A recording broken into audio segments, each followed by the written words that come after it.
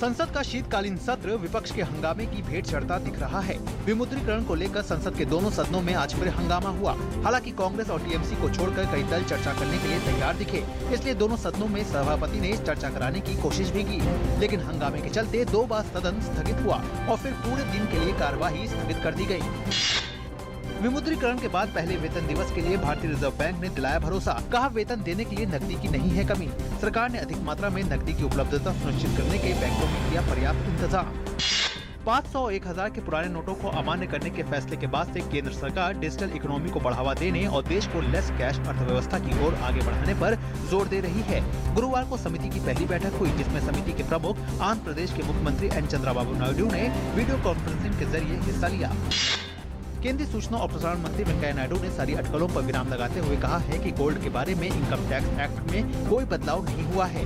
नायडू ने कहा है कि कुछ लोग जानबूझकर भ्रम पैदा कर रहे हैं। सरकार की ओर से ये भी कहा गया है कि जिन लोगों ने विमुद्रीकरण के बाद सोना खरीदा है, उनसे जानकारी ली जाएगी। विदेश मंत्रालय के प्रवक्ता विकास स्वरूप ने कहा है कि पाकिस्तान पहले सीमा पार आतंकवाद को बंद करे, उसके बाद बातचीत होगी। उड़ी हमले पर विदेश मंत्रालय ने कहा है कि पाकिस्तान ने अंतर्राष्ट्रीय जांच की मांग की थी, हम तो उनकी घरेलू जांच के लिए भी तैयार हैं। अमेरिका भी पाकिस्तान पर हुआ सख्त। कहा, अपनी जमीन पर काम कर रहे आतंकी संगठनों पर कार्रवाई करना उसके हित में है। अमेरिकी रक्षा मंत्रालय ने कहा कि हक्कानी नेटवर्क के खिलाफ बड़ी कार्रवाई करने पर ही पाकिस्तान को मिलेगी मदद। शहीद मेजर अक्षय गिरीश कुमार का पार्थिव शरीर आज सुबह बेंगलुरु के एयरफोर्स स्टेशन लाया गया। यहाँ फूल चढ़ाकर उनकी शहादत को नमन किया गया। मंगलवार को जम्मू कश्मीर के नगरोटा में सेना की टुकड़ी पर हुए फिनाइन हमले में सेना के 2 अधिकारियों समेत 7 सैनिक शहीद हो गए थे। वहीं जम्मू कश्मीर के नगरोटा में हुए आतंकी हमले में शहीद हुए मेजर गोसावी कुणाल मनादिर का पार्थिव शरीर आज उनके पैतृक निवास स्थान महाराष्ट्र के पंढरपुर पहुँचा। उनके अंतिम दर्शन के लिए बड़ी संख्या में लोग इकट्ठा हुए। दक्षिण पूर्वी खाड़ी में बना चक्रवाती तूफान नाडा उत्तरी तमिलनाडु के तट की ओर बढ़ रहा है। फिलहाल ये तूफान चेन्नई से 430 किलोमीटर दक्षिण पूर्व और पुडुचेरी तट से 390 किलोमीटर की दूरी पर है। तिरुवरूर और कुडलूर में वर्षा शुरू हो गई है। भारत अब अमेरिका से 145 M777 हल्के होवित्जर तोप खरीदेगा। इसके लिए भारत ने स्वीकृति पत्र पर दस्तखत कर दिया है। ये स्वीकृति पत्र इन तोपों के लिए भारत और अमेरिका के बीच अनुबंध को औपचारिक रूप देता है। सुरक्षा मामलों की मंत्रिमंडलीय समिति ने करीब 5,000 करोड़ रुपए की लागत से 145 हल्के होवित्जर तोपों की खरीद से संबंधित सौदे को हरी झंडी दी थी। इन तोपों को चीन के साथ लगी सीमा के पास तैनात किया जाएगा।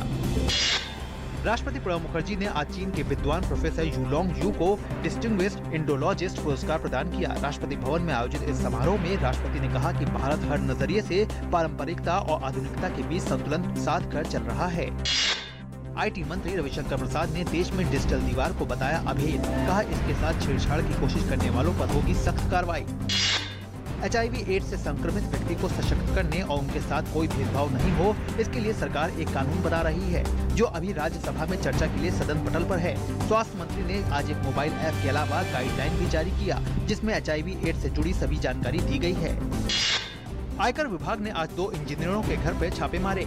इस छापेमारी में आयकर विभाग को 6 करोड़ रुपए की नकद राशि और करीब 7 किलोग्राम का सोना बरामद हुआ है। इस मामले की जाँच की जा रही है। जम्मू कश्मीर के बांदीपुरा के रहने वाले हाशिम मंसूर ने दिल्ली में आयोजित एशियन यूथ कराटे चैंपियनशिप में गोल्ड मेडल जीतकर देश को गौरवान्वित किया है। हाशिम ने मंगलवार को 25 किलोग्राम से कम के वर्ग में देश का प्रतिनिधित्व करते हुए स्वर्ण पदक जीता। Saina Nehwal Macau open badminton tournament के क्वार्टर फाइनल में पहुंच गई हैं। आज खेले गए प्री क्वार्टर फाइनल मुकाबले में साइना ने इंडोनेशिया की दिनादिया ऑस्टिन को 17-21, 21-18, 21-12 से हराकर अंतिम 8 का टिकट कटाया। इन दोनों खिलाड़ियों के बीच ये पहली टक्कर थी और साइना ने ये मुकाबला करीब 1 घंटे में अपने नाम कर लिया।